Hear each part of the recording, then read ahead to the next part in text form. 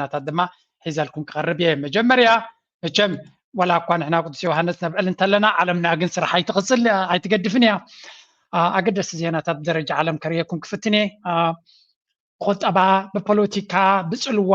ከምኡውን ምትፍናን ናይ ሓያላት ልዕሊ ኩሉ ድማ ኣብ ዞባና ዝግበር ዘሎ ፈኸራ ጅቡቲ ትብሎ ዘላ ሶማሊላንድ ትብሎ ዘላ ግብፂ ትብሎ ዘላ ኢትዮጵያ ብኩሉ ወገን ዝብልዎ ዘለዉ ናይ ተጋሩ ፅግዕግዕ ወይ እውን ክሳብ ዝደልወካ ሕንክስክስ ምባል ድማ ክንርኢና ላይ ግበሩ ሰፖርት ግበራ መወዳእታ ድማ ናይ ወደ ዓመት ፍሉይ ፕሮግራም ኣለኒ መጀመርያ ግን በዚ ዘሎ ኩነታት ክንጅምር ኢና ኤውሮጳ ዝኸድዎ ዘሎ ወይ እውን ኤውሮጳውያን ብዛዕባ ጉዳይ ናይ ኣፍሪቃ ክሓሙ ከለዉ ስምዑ Well as the war in Ukraine, Russia's influence is being felt in Western Africa. Countries fighting domestic terrorism, such as Mali, Burkina Faso and Niger, have turned to Moscow for help. The Kremlin has also started an aggressive campaign to attract more African students to Russia. Our correspondent, Fanny Fischar, reports. ምዕራባዊ ሚድያ ብዛዕባ ኣፍሪቃ ብጣዕሚ ቢዚ ኮይኑ ዘሎ ኣብዚ እዋን እዚ ቢዚ ምዃኑ ድማ ኣፍሪቃውያን ኣንጻር ኤውሮጳ ወይ እውን ኣሜሪካ ፍሉይ ኣጀንዳ ወይ እውን ፍሉይ ስትራቴጂ ወይ ፍሉይ ፕሮፓጋንዳ ስለ ዝገብሩ ዘለዉ ይኮኑን ኣፍሪቃውያን ነቂሖም ዘድልዮም ነገር ክገብሩ ስለ ዝጀመሩ ንሶም ዝደልዩ ኣፍሪቃዊ ተዓሚቱ እኽሊ ካብ ኣሜሪካ ዝልምን ፍሉይ ፀጋታት ተደልዩ ድማ ገንዘቡ ናብ ኤውሮጳ ኣምፅኡ ኣብ ባንክታት ከቐምጥ ዝኽእል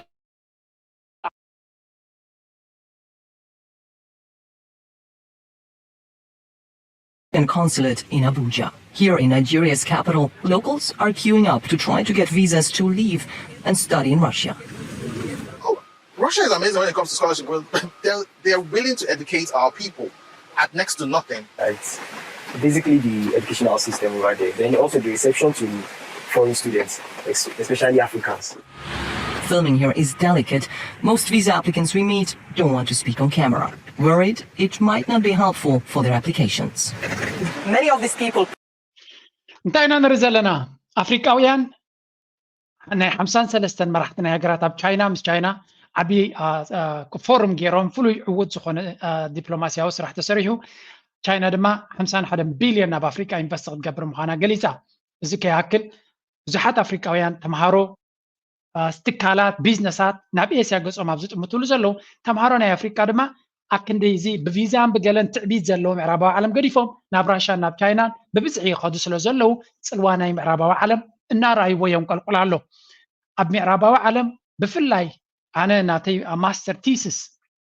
ትምህርተይ ክውዱ ከለኹ ፔፐር ናተይ ናይ መወዳእታ ብዛዕባ ኢንተርናሽናል ስቱደንትስ እየ ገይረ ነይረ ዓለም ለኻዊ ተምሃሮ ናብ ምዕራባዊ ዓለም ከይዶም ዝመሃሩ ኣብ ቁጠባ ናይ ዓዲ እንግሊዝን ኣሜሪካን ዘለዎ ኣስተዋፅኦ ካሊእ እዩ ቻይናውያን ናብ ኤውሮፓን ናብ ኣሜሪካን ከይዶም ዝመሃሩ ዝነበሩ ቀደም ዘምፅዎ ዝነበሩ ገንዘብ ነቲ ቁጠባ ነቶም ካናዳ ኣውስትራልያ ዩኬ ብፍላይ ንዩኬ ከምኡ ድማ ንኣሜሪካ ዓብዪ ነገር እዩ ነይሩ ሎሚ ዝበለፃ ዩኒቨርሲታት ናይ ዓለምና ናብ ቻይና ስለ ዝኸዳ ቻይናውያን ንኣሜሪካ ዝኸድዎ መንገዲ ገዲፎም እዮም ምክንያቱ ዝበለፀ ዩኒቨርሲታት ኣብ ዓዶም ስለ ዘለዎም ባይ ዘ ወይ ካብ ኤውሮፓን ካብ ኣሜሪካን ብዙሕ ሰብ ናብ ቻይና እዩ ዝኸይድ ዘሎ ብፍላይ ንሳይንስን ንኮምፒተር ሳይንስን ናብ ኮምፒተር ቴክኖሎጂ ናብ ኣይቲ ዘተኮረ ናብ ቻይና እዩ ዝኸይድ ዘሎ ኣፍሪቃውያን ድማ ሓያሹ ይኮኑን ሓደ ብዋጋ ዝሓሰረ ካልኣይ ድማ ካብ ሕማቕ ፕሮፓጋንዳን ካልእን ወፂኦም ብሕፅር ዝበለ ፅቡቅ ትምህርቲ ክረኽብሉ ዝኽእሉ ናብ ቻይና ናብ ራሽያ ናብ ህንዲ ናብ ካልኦም ዝኸዱ ዘለዉ እንታይ ገድሽካ ኢኻ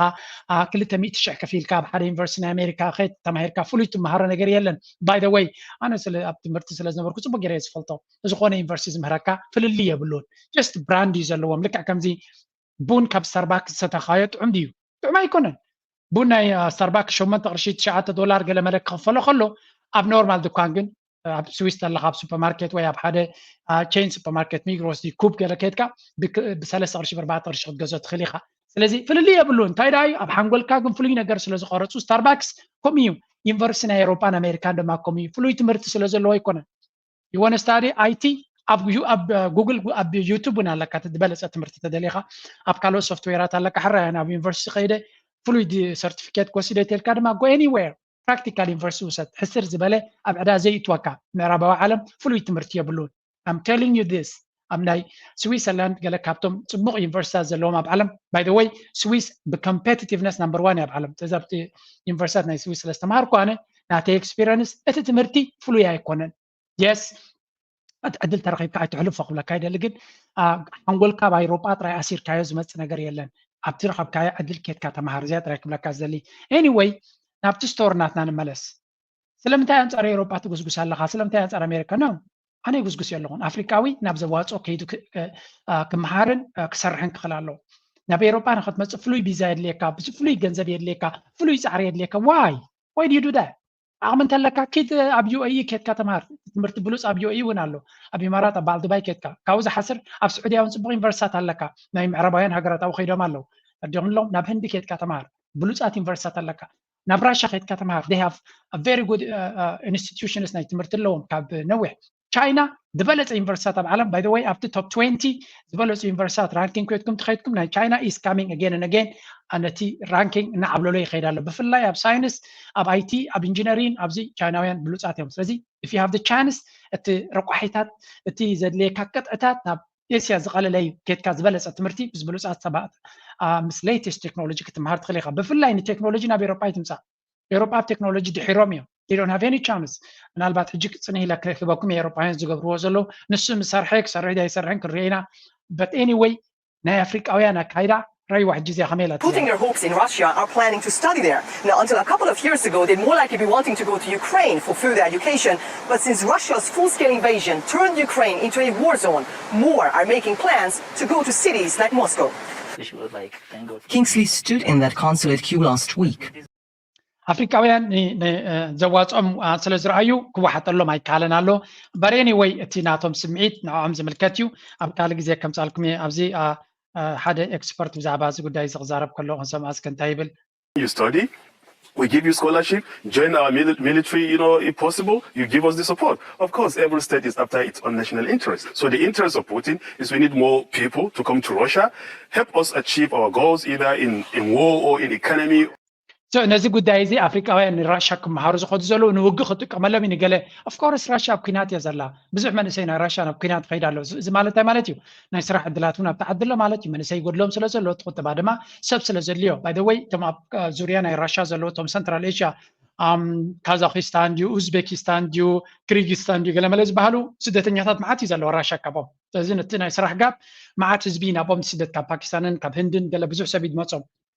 نسنك دفو that's not my interest أبزوان زي أنا كريكم دليل زلهم هذا من سيات أفريقيا أنا بيخدهم زلوا أوروبا جنب بنسارن تابلو تعبيت ناتو ما بسمع.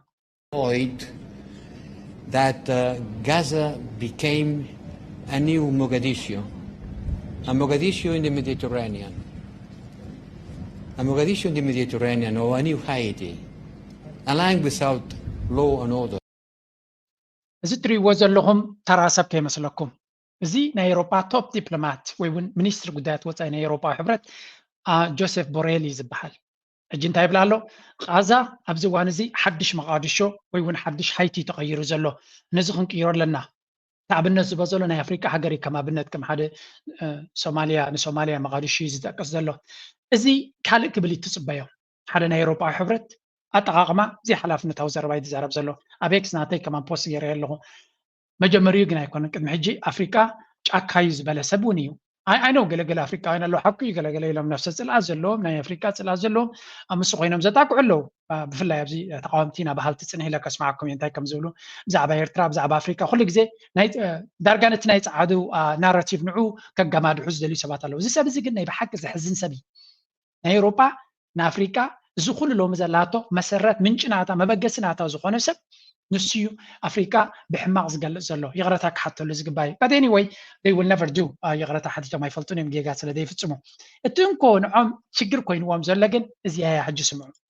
its largest naval exercises in over 30 years, looking to strengthen its military presence in response to what Moscow calls U.S. attempts to alter the balance of security in the Western Pacific.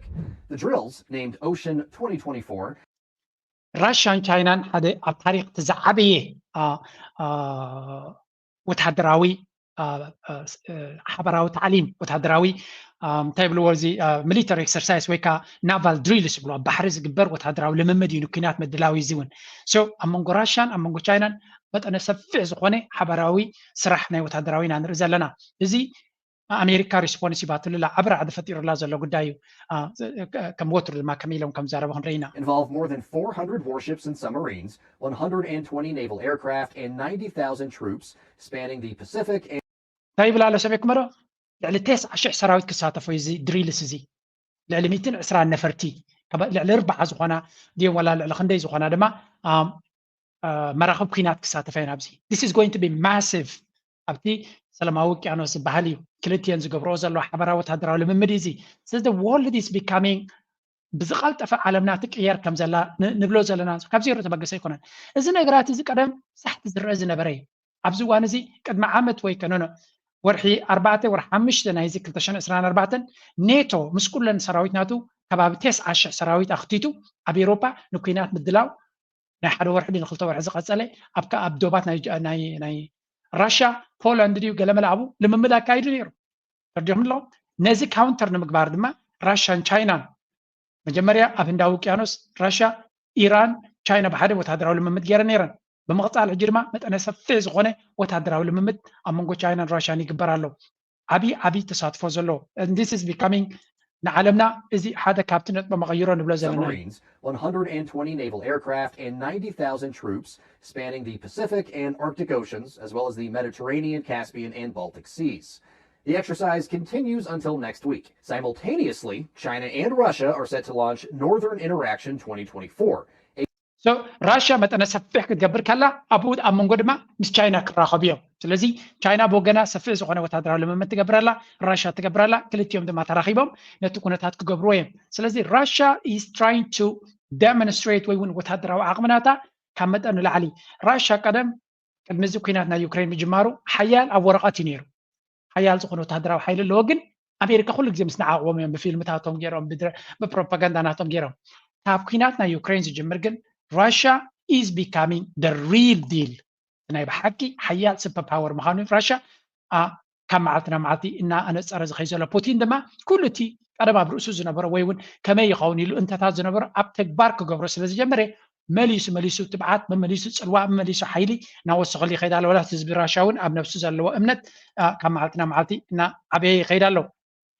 እዚ ፕሬዚደንት ኢሳያስ ፅቡቅ ጌሩ ገሊፅዎ ነይሩ እዩ እንታይ ማለት እዩ ዝኽየት ዘሎ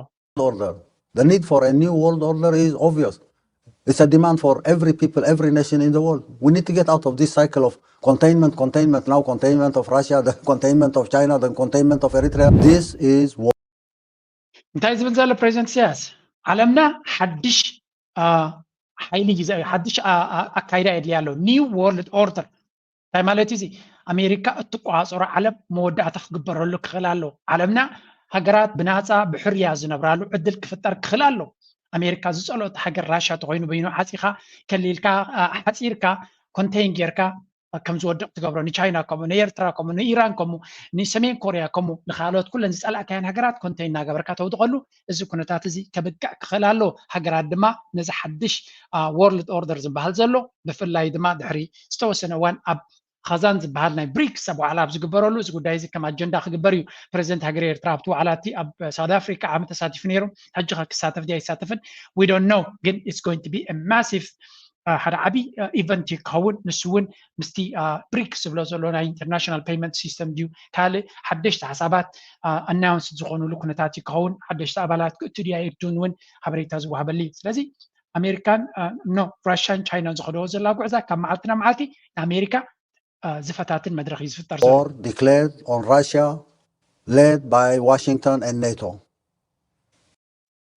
Joint naval and air exercise in the strategic waters of the Sea of Japan and the Sea of Okhotsk. The exercises, announced Monday, aim to strengthen strategic cooperation and improve Russia and China's ability to jointly respond to security threats. This marks the 5th time both countries conducted joint maritime patrols in the Pacific. دارينا ازي مبل حمشاي ግዜ ቻይናን ራሽያን ብሓደ ወታደራዊ ልምምድ ዝገብሩ ዘለው ኣብ መንጎኦም ዘሎ ሓይሊ ባሕርናቶም ሓይሊ ምድርናቶም ኤር ስፔስ ናይ ሓይሊ ኣየርናቶም ኩሉ ዓይነት ብቁጠባ ብኒውክለራዊ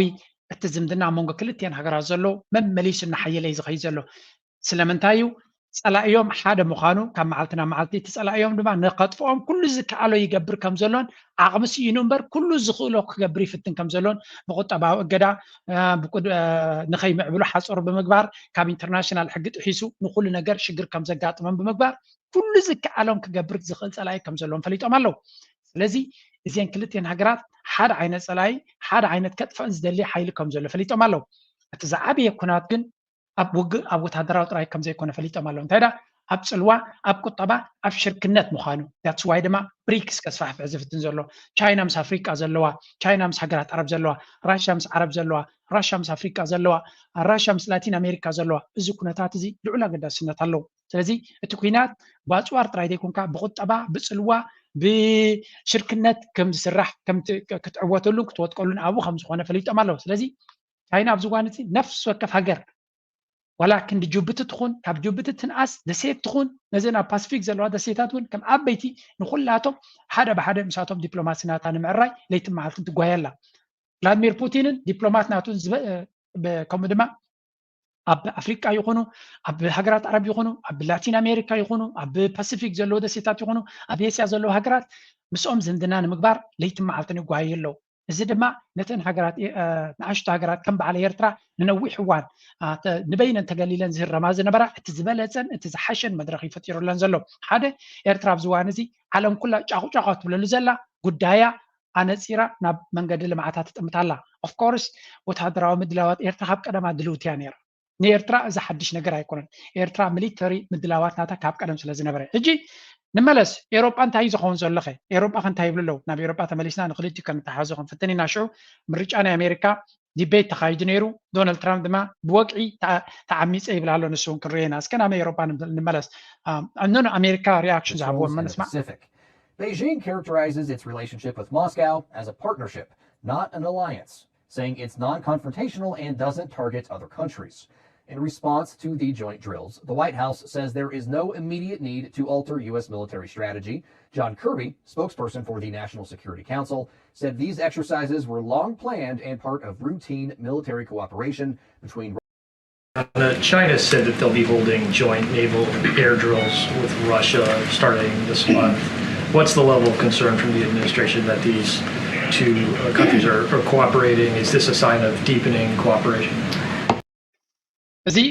ናይ ኣሜሪካ ወሃብ ቃል ናይ ዋይት ሃውስ እንታይ ኢሎም ሓትዎ ኣለዉ እዚ ናይ ራሽያን ቻይናን ብሓደ ዝኸድዎ ዘለዉ ብኸመይ ትርእይዎ ኣለኹም ከም ኣሜሪካ ይብልዎ ኣለዉ I think it is, sure.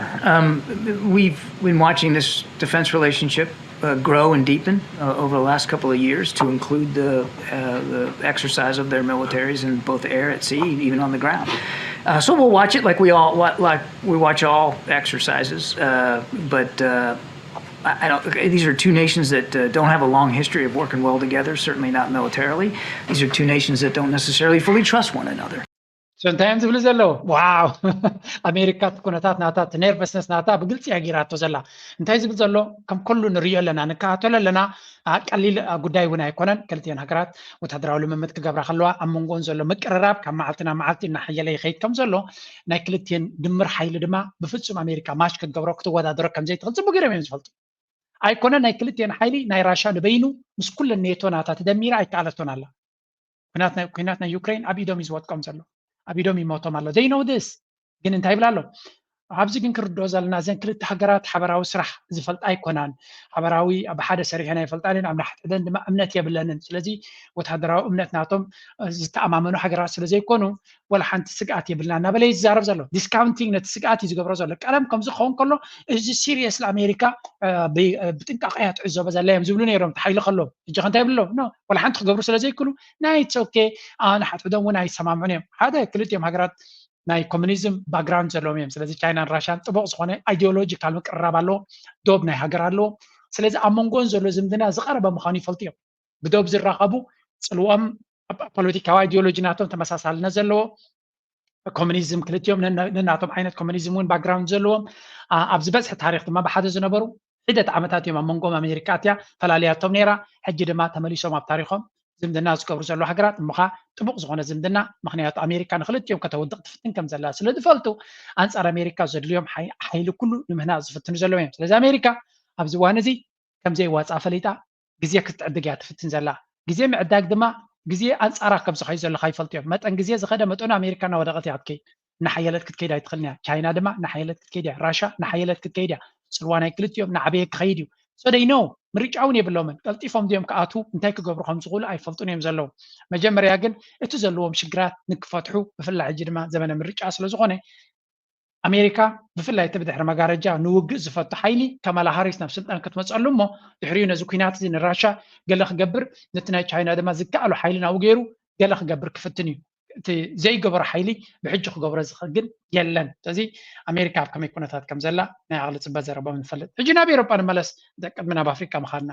Our next story is about Europe. Once upon a time, it was the world's economic powerhouse. Now it is an aging giant, staring at decline and slow agony. I'm not the one saying this. These are the words of Mario Draghi, the former Prime Minister of Italy and a former President of the European Central Bank. Last year, Draghi was asked to compile a report on the future of European competitiveness. It was to be a roadmap for the future to help the European Union dig its መቸም ናይ ኤሮጳዊ ሕብረት ውድቀትን ድኽመትን ዳርጋ መዛረባ ርእስቲ ኮይኑ ዘሎ ኣብዚ እዋን እዚ ኤሮጳዊ ሕብረት ነቲ ዝነበረ ኣካይዳ ሕማቅ ከም ዘሎ ተቐቢልዎ ሓደ መፅናዕቲ ገይሩ ከመይ ጌርና ነፍስና ከነድሕን ንኽእል እዩ ዝብል ዘሎ እቲ ሕቶ ግን ነፍሶም ንከድሕኑ ተኽእሎ ኣለዎም ድዩ ንዝብል ሕቶ እዩ መጀመርያ እቲ ዘረባ ናይቲ መራሒ ዝበሎ ገለ ክፋል ክሰምዕ giants to take their place. No European startup has crossed the 100 billion euro mark in 50 years. 30% of the EU's unicorns, the startups valued at over $1 billion, they're called unicorns. 30% of EU unicorns have left the block since 2008. So, ኣብቲ መፅናዕቲ ከም ዝገለጾ ማሪዮ ድራጊ ኤሮጳ ሓድሽ ካምፓኒታት ንኸይትምስርት ሓፁር ከም ዘለዋ ወላ እውን እተን ኣብ ኤሮጳ ዝተበገሳ ካምፓኒታት ከምዚ ዩኒኮርን ዝበሃላ 100 ቢልዮን ዶላር ዝበፅሓ ካምፓኒታት ከጋጥማ መምዝ በፅሓ ካብ ኤሮጳ ሃዲመን ናብ ኣሜሪካ ከም ዝኸዳ ከባቢ 30% ካብተን ካምፓኒታት ሶሪ መጀመርያ ኖ ኢዩ ካምፓኒ worth more than 100 billion يعني 100 ቢልዮን ዝትመን ካምፓኒ ከም ዘይብሎም እዚ ክትፈልጥለኩም ብጣዕሚ ኩለን ድኹማት ምዃና ባይ ዘ ወይ ኣሜሪካ ልዕሊ 3 ትሪልዮን ዝትመን ካምፓኒታት ከም ዘለወን 3 ትሪልዮን ኤንቪዲያ በፂሓ ነይራ ኣፕል በፂሑ ነይሩ ማይክሮሶፍት በፂሑ ነይሩ ራይት ናው ቱዴይ ኣበይ ኣለዋ ኣይፈልጥን እየ ልዕሊ 100 ቢልዮን ዘለዎ ካምፓኒታት لأن حدا تريليون بزحت كامباني زلوا لأن 100 بليون جن معاد كامباني تاتي زلوا مازو ولا ونتنا ورم بافت لأن حدا تريليون كيد خم زلوا تكامباني بيركشاير هذا ويزبل إيروبا جن ولا حنت كامباني وني بلومن كم ما تناشت كامباني تات حجز مصرتا كل 300 كابن إيروبا قريب إن أمريكا خمسة هاد ما سلمتاي إيروبا نبيزنس صحون environment سلديها نتو حقوا أبرس حقنا براسلس كوفيلوم حقتات راي كنت في نوعلو نفسهم يقتلوا خمزلو بفلا يا جرمن زلا كايدا نزيات تمليسنا غنرينا جرمن نتي مرحناتهم زبلوا وسمعوا ابزي. Sehr geehrte Frau Präsidentin Soling, 10 Tage sind ins Land gegangen seit der krachenden Wahlniederlage in Sachsen und Thüringen, die Ihre Kanzlerpartei zur Splitterpartei degradiert hat. بايتون جرمانيا زياد ما نايتي AFD زبال حلافيتها دكتور أليس بايدل يتبال نتي chancellor نا جرمان زلو كما يجرى خطتكو يا سمعي. Sie wollen sich immer noch einreden, dass die Wähler Ihnen in Scharen davonlaufen, weil Sie Ihnen Ihre Politik nicht gut genug erklärt hätten. Das Gegenteil ist der Fall. Die Bürger haben ganz genau begriffen, dass Ihre Politik Wohlstandsvernichtung, Deindustrialisierung, Massenmigration und Verlust der inneren Sicherheit bedeutet. Sie sind der Kanzler des Niedergangs, Herr Scholz. ናይ ሾልስ ፓርቲ እንታይ ዝብል ዘረባ ክጥቀሙ ጀሚሮም ኣለዉ ኢላ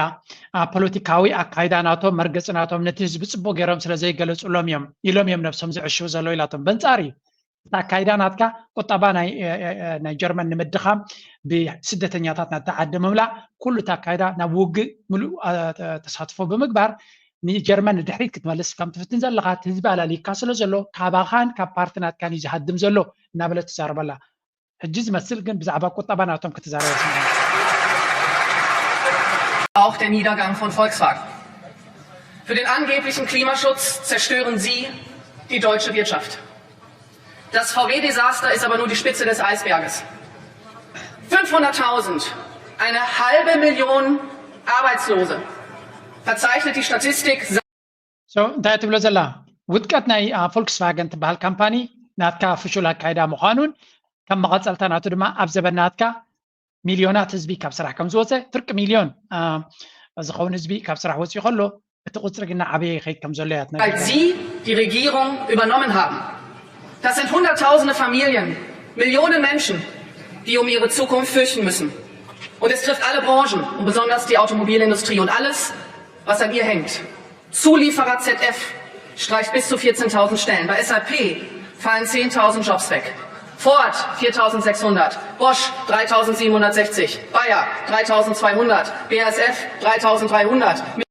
እዚ ተጠቕሶ ዘላ ካምፓኒታት ናይ ጀርመን እዩ እቲ ሚድያ እቲ ናይ ኤሌክትሪክ ኢንዱስትሪ ጥራይ እዩ ዝህሶ ዘሎ ይብል ዘሎ እቲ ሓቂ ግን ኩሉ ቁጠባ ናይ ጀርመን ተሃስዩ ከም ዘለዎን ካምፓኒታት BASF ድዩ ፖርሽ ድዩ ካልኦት ካምፓኒታት ፎርድ ድዩ ኩላቶም ካብ ጀርመን ሰራሕተኛታት ይፅንፅሉ ከም ዘለዉ ስለዚ ቁጠባ ናይ ጀርመን ብፍላይ እቲ ማኒፋክቸሪንግ ኢንዱስትሪያል ሴክተር ናቶም ከም ሕሱም ተሃስዩ ከም ዘለዎን ሕማቕ ናቱ ድማ ካብ መዓልቲ ናብ መዓልቲ እናበኣሰ ይኸይድ ከም ዘለዎን ተሓቢኦሞ ዝነበሩ ድማ እናተጋህደ ይኸይድ ከም ዘለዎን ናይ ኦላፍ ሾልስ ፓርቲ ድማ ወይ እውን እቲ ንዑ ኣቂምዎ ዝነበረ ኮአሊሽን እቲ ልፍንቲ ዋዕዋዕ ኢሉ ከም ዘለዎን ኣብዚ እዋን እዚ ድማ ዋላ ንሱ እውን ክገብሮ ዘይደሊ ዝነበረ ዶባት ናቱ ክቋፃር ጀሚሩ ከም ዘለዎን ኣብ ዶባት ናይ ጀርመን ክትኣቱ ከለካ ቁፅፅር ክገብሩ ምዃኖምን ስደተኛታት ቀልጢፎም ክሰጉ ምዃኖምን ሓደ ካብዚ ናይዚያ ፓርቲ ዝበሎ ስምዑ ብፍላይ ንጀርመን ክስደት ዝሓስብ ዘሎ እዚያ ትፅበየካ ዘላ ganz klar umstellen, was strikte Sachleistungen für Asylbewerber angeht. Das heißt Brot, Bett, Seife. Das sind die Grundvoraussetzungen, die Asylbewerber in Deutschland erhalten sollten und natürlich auch die እዚኣቶም እናተዓወቱ ዝኸዱ ዘለዎም እዮም ኣብቲ ፖለቲካ ናይ ጀርመን ናይ AFD ሓላፊ እንታይ ይብላ ኣሎ ኣብዛ ዓዲ እዚ ዕቑባ ዝሓትት ድሕሪ ሕጂ ክወሃቦ ዝግባእ ዓራት ባኒ ከምኡ ድማ ሻምፖ ካብ ወፃኢ ክወሃቦ የብሉን እዚአን ጥራየን ንኽነብር ዘድልዮ ነገራት እዚአን እየን ገንዘብ ክወሃቦ የብሉን ካብቲ ቦታ ክርሕቕ የብሉን ንጀርመን ክስደት ዝሓስብ ዘሎ ብሕጂ life is going to be very difficult Netherlands similar UK similar ኣብ ዝኸድከዮ ዓዲ ኣሜሪካ ዝገደደ ዶናልድ ትራምፕ ዝመፅእ ዘሎ ካብ ዓድና ቀልጢፍና ክንሰጉግ ኢና ይብላ ኣሎ ጀርመን ካብ ዓዶም ክሰጉ ይሓስብ ኣሎ ባይ ዘ ወይ እቶም ገበን ገይሮም ዘለዉ እዚኦም AFD እናተዓወቱ ይኸዱ ስለ ዘለዉ ብቐዳማይ ካብ ሓደ ሱርያዊ ኣዚል ዝነበረ ሰብ ቀቲሉ ተባሂሉ ከም ዓብይ ፖለቲካ ተታሒዙ ስለ ዘሎ ኣብ ጀርመን ገበን ዝፍፅም ዘሎ ስደተኛ ወይ እውን እዚ ኣብ ልዕሊ ኤርትራውያን ዝግበር ዝነበረ ጉዳዮም ኣብ ቤት ፍርዲ ዘሎ እዚኦም ሰባት እዚኣቶም ወረቐቶም ንሓዋሩ ተበላሽዩ ሂወቶም ንሓዋሩ ተበላሽዩ ትዕረ ይኮነን ድሕሪ ሕጂ መመሊሶም ኣብ ልዕሊ ስደተኛታት እዮም ሕርቃኖም ከውፅዎ እቶም ገበን ፈፂሞም ዘለዉ ሽግሮም ክብእስ እዩ ብሕጂ ንኤውሮጳ ክስደት ተሓስብ ዘለኻ እዚ እቲ ኩነታት ኣነ ንዓኺ ንዓኻ እዚ የክባካ ዝኽእል ሓበሬታ መደምደምታ ባዕልካ ትወስድ ማለት እዩ Bekämpfung von Pendelmigration und Sozialtourismus, was wir jeden Tag in der Zeitung lesen können, ein Unding, dass Asylbewerber aus Afghanistan, aus Syrien in ihre Heimatländer in den Urlaub fahren, das noch Yesterday, his report finally came out. Now, we have said many times that growth has been slowing down for a long time in Europe. But we've ignored it. Now conditions have changed. World trade is slowing. China is actually slowing very much, but it's become much less open to us, and actually it's competing with us in global markets on all accounts. We've lost our main supplier of cheap energy, Russia. እዚ እቲ መፅናዕቲ ንኤውሮጳ ንኸድሕን መፅናዕቲ ገይሩ ውፅኢት ዝህብ ዘሎ እዩ ኤውሮጳ መዓልታትና ሽግርና ጎቦ ከም ዝኾነ እዩ ዝነግር ዘሎ እቲ ቀደም ንሸጠሉ ዝነበርና ዓብዪ ዕዳጋ ናይ ቻይና ሓደ እናዝሓለ ከም ዝኸደን ከምቲ ቀደም ከም ዘይኮነ ልዕሊ ኩሉ ግን እቲ ንሸጦ ዝነበርና ዓሚል ናባና ክሸይጥ ከም ዝደሊ ዘሎ ምሳና ተወዳዲሩ ልዕለና ከም ዝኾነ ስለዚ ዕዳጋ የብልናን እቲ ኤነርጂ ብሕሱር ተጠቂምና ፋብሪካታት ንጥቀመሉ ዝነበርና ራሽያ ኣንጻሩ ንዋጋእ ኣለና ስለዚ ኩሉ ኩነታት ናትና በዳሂ ከም ዝኾነ ዶናልድ ትራምፕ ተመፅኡ ድማ ሓፁር ናይ ንግዲ ክገብረሎም ምዃኖም ይፈልጥዮም ካብ ኔቶ እውን ከም ዝኽእል ይፈልጥዮም ስለዚ ኤውሮጳ 800 ቢልዮን ዶላር የድልዮም ኣሎ ኢንቨስት ክገብሩ ካበዮም ከምፅዎ እዚ እንቁ ክገብርዎ ዝኽእሉ ናብ ኣፍሪካ ኣግሬሲቭሊ ክምዝምዙ ክፍትኑ እዮም ፖሊሲ ከመይ ክኸውን ዝኽእል ምክንያቱ ካብ ኤውሮጳ ክመፅእ ዝኽእል ሃብቲ የለን ኤውሮጳ ድማ ኣብ ሓደ ሪሊ ዓዘቕታት እያ ከም ዘላን እቲ ዘሎ መርሕነት ድማ ንኤውሮጳ ከትሕና ዝኽእል ዓቕሚ ዘለዎ ኣይኮነን ደገፍ ካብ ህዝቢ የብሉን ምክንያቱ ህዝቢ ሙሉእ ብሙሉእ እቲ ህዝቢ ኣንፃሪ እዩ ዝኸይድ ዘሎ እቲ ኣብ መርሕነት ዘሎ ኣብ ኤውሮጳ ይኹኑ ኣብ ሃገራት ናይ ኤውሮጳ ዘለዉ እቶም መርሕነት ክዓልይዎም እዮም ዘልዩ ዘሎ ማክሮን ኣብ ፈረንሳይ ክድለ እዮም ዘልይዎ ዘሎ ቀዲምሎም ናይ ጀርመን ነዚ ኦላፍ ሾልስን ናቱ ኮአሊሽንን ክጉሕፍዎ እዮም ዘልዩ ዘለዉ ኣብ ቤልጅየም ተኸይድካ ተመሳሳሊ ኣብ ኩሉ ሃገር እቲ ዘሎ መርሕነት ብፍላይ ንዩክሬን ዘጣቅዕ ዘሎ ክብንቆር እዮም ዘልይዎ ዘሎ ናይ ዩኬ ኢዝ ኣናዘር ስቶሪ ኦልሬዲ እቲ ኢኮኖሚ ፌይል ገይሩ ዘሎ እዩ ክዕረደ ማይክልኒ ምክንያቱ ሕጂ ዘለውን ናብ ውግእ ጥራይ ዝኸይድ መንግስቲ እምበር ንህዝቢ ክረድእ ዝኽእል መንግስቲ ኣይመስለንን እዚ እቲ ምርጫ ናይ ኤውሮጳ እቲ ኩነታት ናይ ኤውሮጳ ነዚ ይመስል ዳርጋ ካብዚ ፈሊኻ ዝኾነ ሓድሽ ነገር ክትሪእየሉ ትኽእል ነገር ኩነታት የለን ሕጂ ንእሽተይ ናብ ኣሜሪካ ክንከይድ ኢና ምርጫ ናይ ኣሜሪካ ሓንቲ ቪድዮ ቅድሚ ክበኩም እዚኣ መስምዕዋ is a detailed and dangerous plan called Project 2025 that the former president intends on implementing if he were elected again. There is no state in this country where it is legal to kill a baby after it's born. Donald Trump left us the worst. እዚ ምርጫ እዚ ዲቤት ኣብ መንጎ ዶናልድ ትራምፕን ኣብ መንጎ ካማላ ሃሪስን ዝተኻየደ እቲ ሚድያ እቲ ኤቢሲ ዝበሃል ኔትወርክ ንሱ ዝገብሮ ነይሩ እቶም ሞደሬተርስ ወይ እውን እቲ መደብ ከኣልዩ ተገይሮም ዝነበሩ ጋዜጠኛታት ሙሉ በሙሉ ኣብ ጎኒ ካማላ ከም ዝኾነትን ከም ዝነበሩን ንዶናልድ ትራምፕ ድማ ሴንሰር እናገበሩ ንሳ ዘይበለቶ ባዕሎም ሓሲኻ ከምዚ ጌርካ እናበሉ ነቲ ናታ ካምፔይን ክድግፉ ከም ዝመረፁ ኣሜሪካውያን ድማ ብጣዕሚ ንዶናልድ ትራምፕ እንታይ ይብልዎ ኣለዉ ኣንጻር ሰለስተ ሰባት ንሳን እቶም ክልተ ኣብኡ ዘለውን ኣንጻሮም ከም ዝተወዳደረ እዮም ዝነግርዎ ዘለዉ እዚ ከዓ ክሳዕ ክንደይ ፖለቲካ ናይ ኣሜሪካ ካብቲ ዘለዎ ምትፍናን ናብ You bring up Springfield, Ohio, and ABC News did reach out to the city manager there. He told us there have been no credible reports of specific claims of pets being harmed, injured, or እዞም ሞደሬተርስ እንታይ ይገብሩ ኣለዉ ሕጂ ኤቭሪ ታይም ንፋክት ቼኪን ይበሃል እዚ ንዶናልድ ትራምፕ ልክዕ ከምቲ ንሳ ክትምክቶ ዝግባእ ንሳቶም ኣብ ጎና ኮይኖም ይድግፍዎ ኣለዉ ተጋጊኻ ሓሲኻ እናበሉ ስለዚ እንታይ ማለት እዩ እዚ እቲ ምርጫ ከመይ ክሳዕ ክንደይ ባያስ ከም ዘለዎ ክንቀፅል ኢና እቲ ኩነታት ጥራይ ክንሪኦ So let's continue. I think it's a tragedy. I think it's. Excuse me, the FBI defraud coming down in this country, but excuse me, the FBI defraud. Honestly, I think it's. That's the other thing. There was. And said they said we didn't have. Many of them no judge looked at it and said. Again, أربعة جزية بوحدو نتا كمال هاريس نمدجاف كم زجبرون أمريكا وين دما لعل قطعي كم زجبر اللهم زي. I'm disgusted. I'm ashamed of those moderators at ABC News. They did exactly what their bosses wanted them to do. The person who runs ABC News is a close personal friend of Kamala Harris, that is responsible for Kamala Harris and her husband. So, times of Lizello, as the ABC ዝገብርዎ ዘለዉ ንካማላ ሃሪስ ንምሕጋዝ ምዃኑ እቲ ሓላፊ ናይዚ ወይ እውን ማናጀር ናይዚ ኤቢሲ ዝበሃል ቀረባ ዘመዳ ምዃኑ አይ ዶንት ቲንክ ናይ ዝምድና ናይ ምሕዝነትን ኣይመስለንን ኢትስ ኣባውት እቲ ዲፕ ስቴት ወይ እውን ብድሕሪ መጋረጃ ዘሎ ናይ ኣሜሪካ ሚድያ ይኹን ኩሉ ኣብ ጎኒ ካማላ ሃሪስ እዩ ዘሎ እንታይ እዩ ዘሎ ንሳ ከም ዘለዎ እቲ ስታቱስ ኮ ንክቕፅል ኩናት ኣብ ዩክሬን ዘሎ ብዝለዓለ ንክቕፅል ንቻይና እገዳ ዝግበር ዘሎ ክቕፅል ኣብ እስራኤል ዝግበር ዘሎ ጭፍጫፍ ንክቕፅል ስለዚ ክቕፅል ተኮይኑ ነቲ ምቕፃል ዝደሊ ዘሎ ሲስተም ንካማላ ሃሪስ ዝድግፍ ዘሎ ነቲ ባይደን ዝድግፍ ዘሎ ኤግዛክትሊ ንዓይ ይድግፍ ኣሎ ኣሜሪካ ድማ መሊሶም እናተመቃቐሉ ይኸዱ ኣለዉ እቲ ኩነታት ድማ ካብ መዓልቲ ናብ መዓልቲ እናገደደ ይኸይድ ኣሎ እዚ እቲ ንምርጫ ኢሎም ዝገብርዎ ዘለዉ እዩ ክሳዕ ክንዱ ተራ ዘለዎ ኣይኮነን ሓደ ፓርቲ ይኹን ሓደ ካብ ናሓትዕዶም ዝፍለዩ ስለደ ይኮኑ እዚኣ ጥራይ ኣነ ለበዋ ክበኩም ዝደሊ ሓንቲ ብዚኣ تحزن ፍጻመ ክነግረኩም እየ ድሕሪኡ ናብ ቀርኒ ኣፍሪካ ክመፅእ government is now literally being humiliated on a daily basis by the Americans. Some U.S. congressmen now are charging the Iraqi oil minister and the Iraqi state of diverting oil revenues to Iranians. And this is what's funny. All Iraqi oil revenues are held in a single bank account in the United ኢራቅ ትበሃል 2003 ንግብረ ሽበራ ንሰዳም ሁሴን ከሚካላ ዋፅዋር ናቱ ንመላይ ተባሂሉ ምስ በተንዋ ኣብ ኢድ ኣሜሪካ ዘላ ካብ 2003 ክሳብ ሕጂ ን21 ዓመት ነዳዲ ናይ ኢራቅ ሓንቲ ሃብታም ብነዳድያ ተሃገር እቲ ነዳዲ ናተ እንታይ ይኸውን ኣሎ ኢሎም ኩሉ እቲ ገንዘብ ኣብ ባንክ ናይ ኣሜሪካ እዩ ዝኽዘን ልክዕ ከምዚ ንደቅኻ ገንዘቦም ትክትካል እንተለዎም ደቅኻ ነቲ ገንዘቦም ኣብ ባንክኻ ጌርካ ዘድልዮም ጥራይ ትቦም ሓቲቶም ዝወስድዎ ልክዕ ከምኡ ድማ ኣሜሪካ ንኢራቅ ከም ደቆም ወይ ከም ሓደ ኣቦም ኮይኖም ኣቦም ዘይኮነ ክነሱ ማለት እዩ ነቲ ሃብትናቶም ወሲዱ ዘድልየኩም ጥቀሱ ለኢሉ ነቲ ገንዘብ ብካሽ ይቦም ስለምንታይ ብካሽ ይቦም ግብረ ብልሽውና ንክዓቢ ኣብቲ ሃገር ናይ ብሓቂ ዝሕዝን እዩ ንሓንቲ ሃገር ኣሜሪካ ከመይ ጌራ ተመሓድራ ኣላ ኩለንተን ሃገራት ዝወደቃ ድማ ሃብትናተን ብከምዚ ዝምዝመት ዘሎ እቲ ገንዘብ ኣብ ናይ ኣሜሪካ ባንክ ክበሃል ከሎ ድማ in America United States. Every single month, Iraq has to send an invoice to the U.S. Department of Treasury, who goes through the invoice and decides what are legitimate payments and what are not. And when they finally do so, they then fly over billions of dollars in cash to deliver to the Iraqi government. So there's no Iraqi oil revenues being directed to Iran or Iran.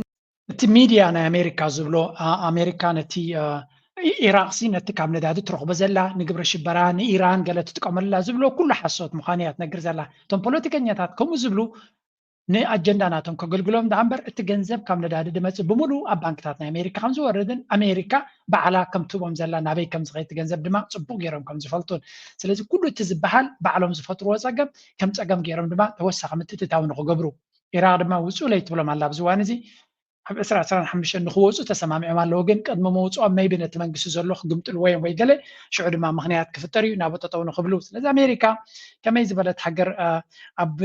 ሃገራት ንምዕናው ክሳዕ ክንደይ ክትከይድ ከም ትኽእል ክርዳኣና ኢለ ዘምፃልኩም ዘለኹ ናው ሌትስ ጎ ቱ ክልተ ነገራት ክንርኢና መጀመርያ ጉዳይ ናይ ግብፅን ኢትዮጵያ ንጀምር Egypt took the issue to the UN as it lodged a complaint against the dam construction by Ethiopia. Ethiopia has now responded to this complaint. It has rejected what it calls a litany of unfounded allegations from Cairo. The dispute between the two countries goes back to 2011, when Ethiopia started building a vast dam called the Grand Ethiopian Renaissance. ኣብ መንጎ ግብፅን ኢትዮጵያን ዝግበር ዘሎ ምስሕሓብ ብደረጃ ዩኤን ክልቲኦም ሃገራት ፅሑፋቶም ሰዲዶም ግብፂ መጀመርያ ኢትዮጵያ ትዕምፀንላ ነቲ ናይ ኒል ብዲጋናት ሃገራ ክትሰማዕ ኣይካለትን ረብሓናተይ ትሕልወ የላን ሃገራዊ ድሕነትናተይ ድማ ኣብ ሓደጋ ወዲቑሎ ኢላ ከሲሳ ነይራ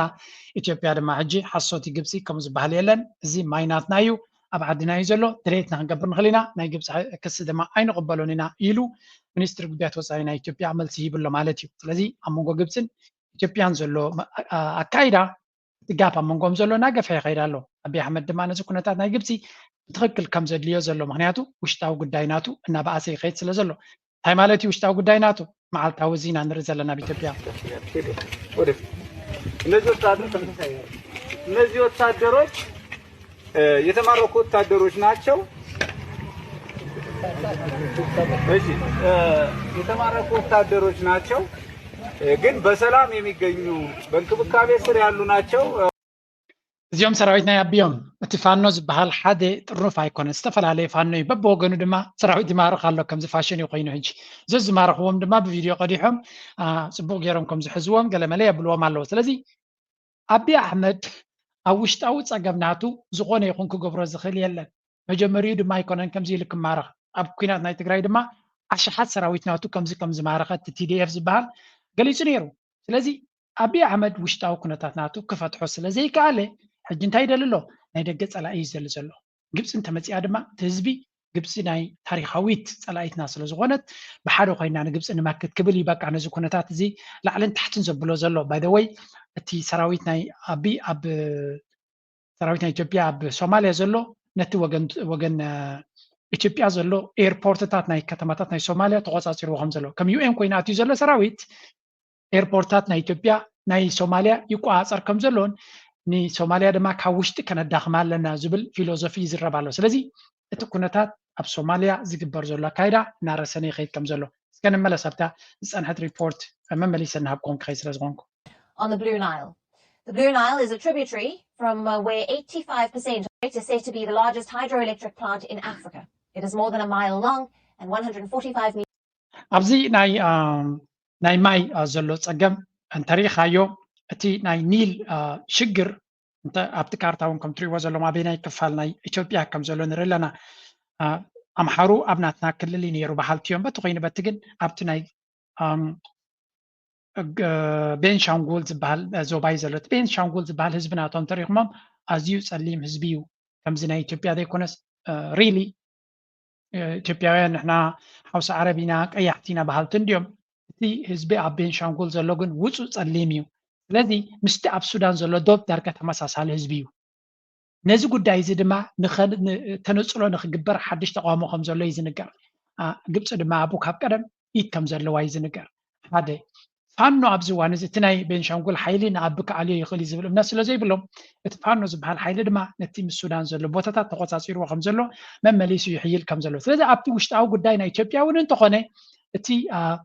ዲጋ ተሰሪሕሉ ዘሎ እቶም ኣምሓሩ ናትና እዩ በሃልቲዮም ምክንያቱ እቲ ማይ ካባና እዩ ዝብገስ ስለ ዝብሉ እቶም ቤንሻንጉል ድማ ፕሮባብሊ ናትና እዩ በሃልቲዮም ክኾኑ ይኽእሉ ኦሮሞ ናትና በሃልቲዮም እቲ ኢትዮጵያ ዝበሃል ኣብ ውሽጣዊ ኩነታት ናቶም እውን ምርድዳእ ከም ዘይብሎም ግብፂ ድማ ከምኡውን ሱዳን ቀደም ሱዳን ሕጂ ድማ ግብፂ ነዚ ኩነታት እዚ ንረብሓ ናቶም ክጥቀምሉ ከም ዝፍትኑ ዘለው እዚ ምግንዛብ የድሊ بخال وجن دما أفتى بحر بهالكا لنفسه زخالة زبأس أرستيو عبنت جبتي انتهت دلزلا سومالي لاند انتهت دلزلا مجمرة كاب جبتي نسمع جبتي زقود دايزي أب إثيوبيا من سومالي لاند خد قبرت دلزلا بخال الربحة كم زت متوهم فلت علينا عبنت زيا مجلس اسمه واجي. Aux Éthiopiens, ce n'est pas de vendre le port de Tajora. Il n'a jamais été. جبتي انتهى مزبل زلو جبتي عقل صبات فتير اللوم على انتهى مالتيو إثيوبيا 95% أفتى بحرناتا بمنجدي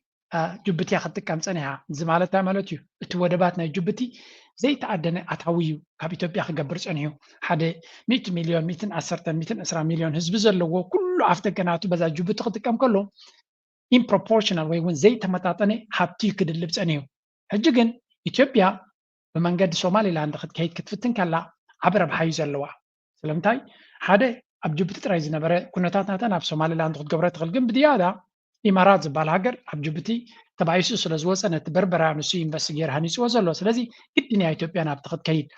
الزخاب كونه تي جبتي أغلص بات حزب والله تقدم كبير تران غوت ويمس إيرترا سلام نخي جبر ليتم مع تنزيز أرز نبرة حيلي جبتي نير أرزوان زين نبعله أغلص بس لزقاتمو ودب 100% بعلهم كنت قاصر وتقولوا كنباكمينا يلو جليس نيرو سلامتاي كم غيركم مستبهله دما ناي جدن إثيوبيا كابانا خد كيدا يندلنا زلنا يزبل يلو تي minister of that was أنا يتهاجر يزارب زلوا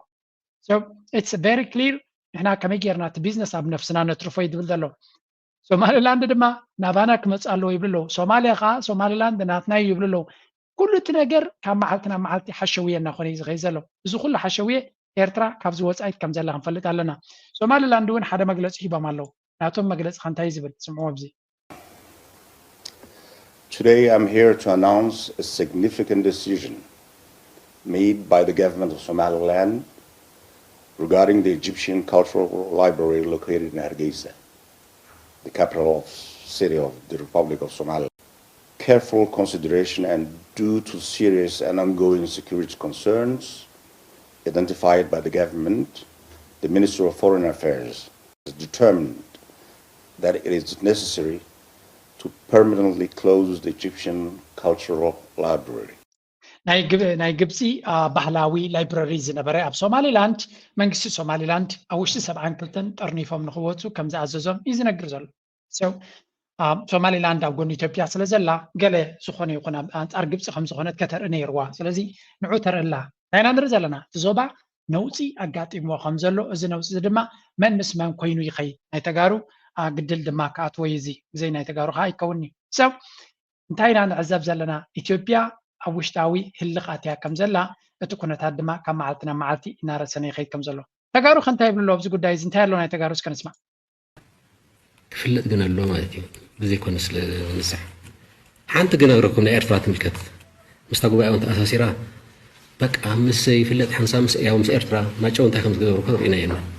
እዞም ልኡኻት ናይ ያው ናይ ማእኸላይ ከም ትሕወሓት እዮም ልኡኻት ናይ ሻዕብያ ናይ ኤርትራ ውፁና ተባህለሉ ናትና ውሳነ ሰላም ንግበር ምስ ኩሉ ኮለ ምስ ሻዕብያ ያው መንግስቲ ኤርትራ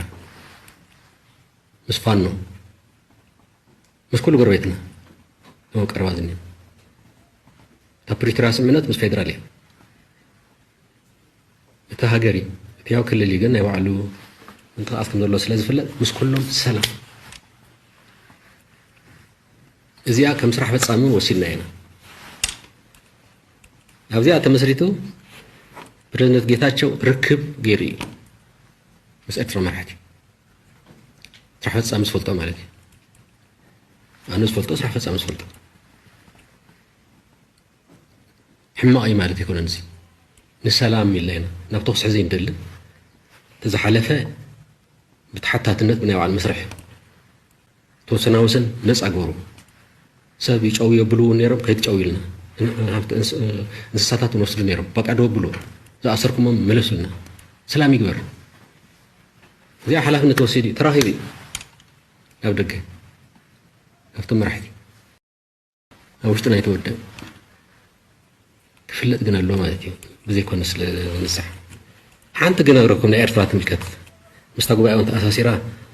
በቃ ምስ ይፍለጥ ሓንሳ ምስ ያው ምስ ኤርትራ ማጨው እንታይ ከም ዝገበሩ ከሪእና የና زم لوخاتنا يوم ما أهلكم تحواتي لوخاتنا شعبنا يرتروا وصلنا تهلا ناتنا وسانة سلام نقول وحتى تاكل له تفل لي عم منجو ناي تقرأ اللي زلوا ترز خمس بس حي نحت حد كام مفردح يقين زلوا تم مفردح دم أنت يجي يتاجو ردا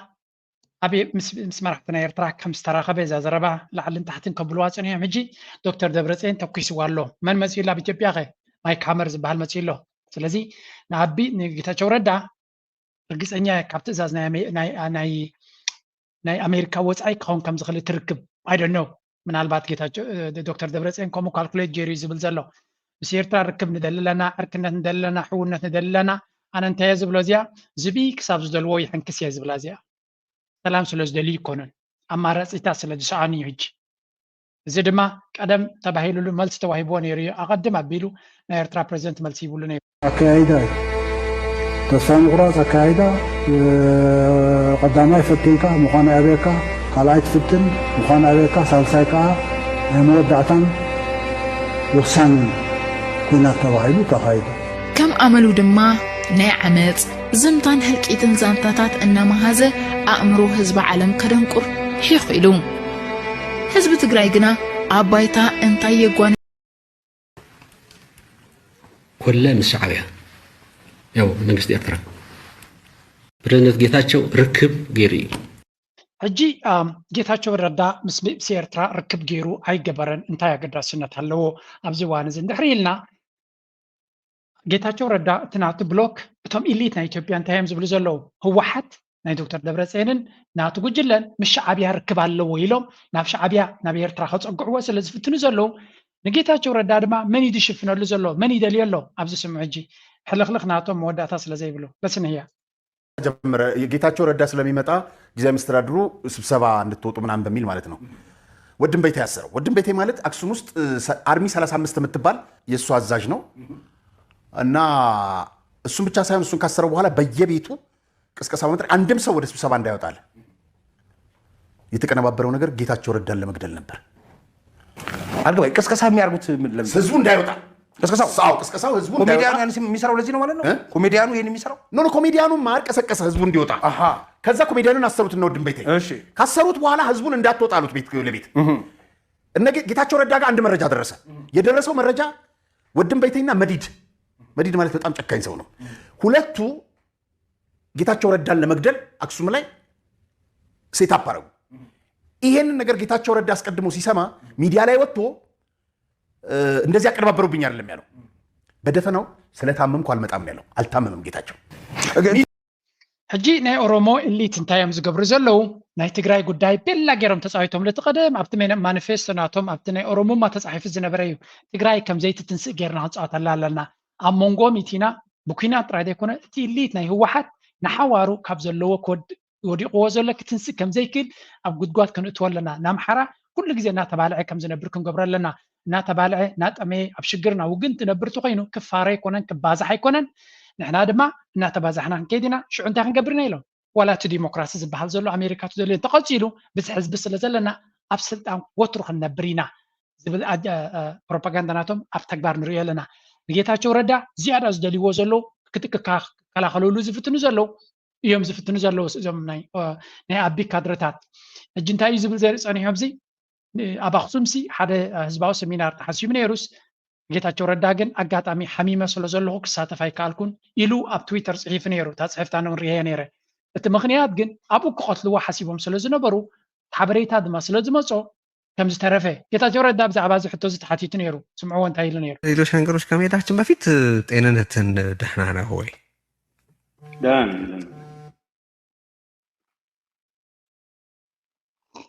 እሺ፣ አሳሳቢ ምንም